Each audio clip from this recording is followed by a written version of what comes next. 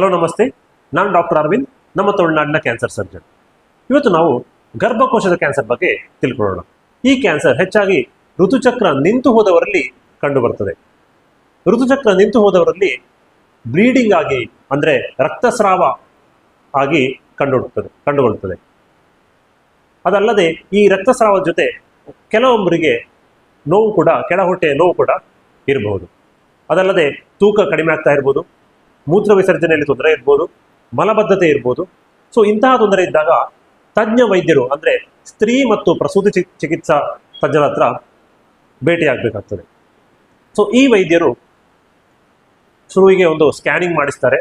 ಆ ಸ್ಕ್ಯಾನಿಂಗಲ್ಲಿ ಹೊಟ್ಟೆಯ ಸ್ಕ್ಯಾನಿಂಗ್ ಮಾಡಿಸ್ತಾರೆ. ಆ ಸ್ಕ್ಯಾನಿಂಗಲ್ಲಿ ಗರ್ಭಕೋಶದ ಗಾತ್ರ ಎಷ್ಟಿದೆ ಅಂತ ನೋಡಬೇಕಾಗ್ತದೆ. ಆ ಗಾತ್ರ ಹೆಚ್ಚಾಗಿದ್ದಲ್ಲಿ ನೆಕ್ಸ್ಟ್ ಸ್ಟೆಪ್ ಆಗಿ ಒಂದು D&C ಅಂತ ಅನ್ನುವಂತಹ ಒಂದು ಬಯಾಪ್ಸಿ ಟೆಸ್ಟನ್ನು ಮಾಡಿಸ್ತಾರೆ. ಆ ಬಯಾಪ್ಸಿ ಟೆಸ್ಟನ್ನು ಕಣಗಳನ್ನು ಟೆಸ್ಟಿಗೆ ಕಳಿಸ್ತಾರೆ. ಆ ಟೆಸ್ಟ್ 4-5 ದಿನ ಆದಮೇಲೆ ಅದನ್ನು ಫಲಿತಾಂಶ ಸಿಗ್ತದೆ.